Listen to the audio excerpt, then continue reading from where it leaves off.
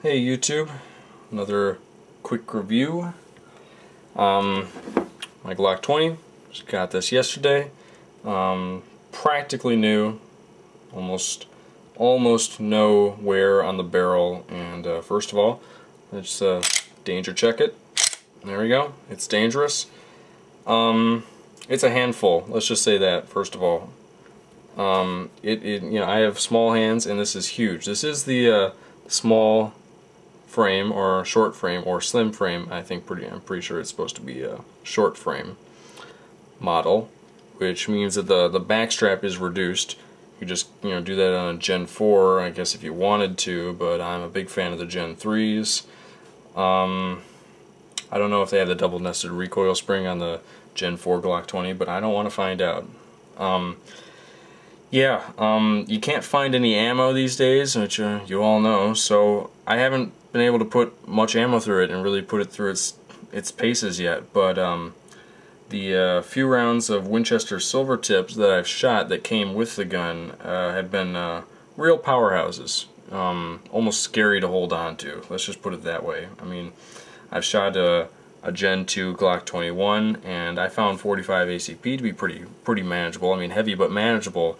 This 10mm is it's pushing the boundaries. I can still handle it, but I wouldn't like to in an everyday carry situation. So why did I buy this? Well, mostly just because I want to have the ability to say, yeah, I got a Glock 20.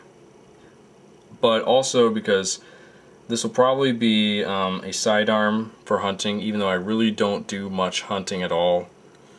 But also, I think for the most part, this is probably going to be the primary home defense gun. I'm gonna make some hot loads. I'm probably gonna take some Hornady critical duty in 40 Smith & Wesson, pull the bullets out, and make a really hot load with those bullets, because I like the critical duty a lot, but they don't make a critical duty in 10mm, and the critical defense they have is basically the same thing as their 40 Smith & Wesson loads. At that point, it's like, what's the point? So would probably buy an actual Glock light, put it on there, something like that. But for those of you that aren't familiar with Glocks, I'll go over some of the basics really quick. Okay, mag release here. It's small, but it works. And it's the slide stop. Small, low profile, but it works. Doesn't clog on clothing very much if you have to withdraw it from a bad holster or from your clothing. It doesn't really work to carry concealed with this size of weapon, because this is significantly thicker than the 357 SIG, 40 Smith & Wesson, and 9mm Glocks. It is a powerhouse just to hold on to. But I should probably show you all the safety mechanisms if you're not familiar. First of all, there's a little bar there in the trigger that needs to be fully depressed for the trigger to move rearward. On the inside, again, Winchester silver tips. On the inside here, I have this plunger, which needs to be pressed down for the striker to move forward. Now you can probably see the striker right there. Pull it back.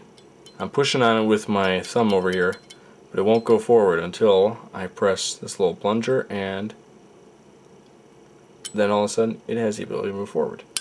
And also, this striker here, kept under tension, can only slap forward and strike the primer when this little ramp here, with the numbers on it right there, allows it to go forward. So that's the third safety. All of them are passive. 2 internal, 1 external. There is no lever on the side. No lever on the side to turn on and off. And that, I see as an advantage, because there's one less thing to think about in a stressful situation. But I digress. A couple things I've done to this particular Glock, which I do to all my Glocks universally. danger check, is do the inlay so you can read it better. Again, purely aesthetic, but it costs nothing to do and it doesn't affect functionality at all, so why not? It came with standard factory Glock sights. However, these are not those. These are adjustable Glock sights, which I pulled off my Advantage Arms 22 upper for my Glock 19, and I pressed it in there, and it's I like the fact that you can adjust it as you need to, because this could be a long range weapon in a hunting scenario, and when I mean long range, I mean greater than 25 yards, less than 100. If you can hold your hand that steady to hit a whitetail.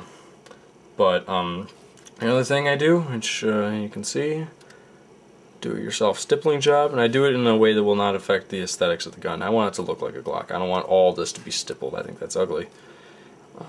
Yes, aesthetics are important to me. I'm sorry. Stippling there on the front of the trigger guard, of course, on the back strap, and of course over on the side here. So when you have that master grip before you lower your finger into the trigger guard, got that ready and waiting. So that's that Glock 20, and it's a monster. Yeah, it's not something to fool around with. It's quite a handful. I reject the word handgun. I think it's a hand cannon, but I don't know. That's just me.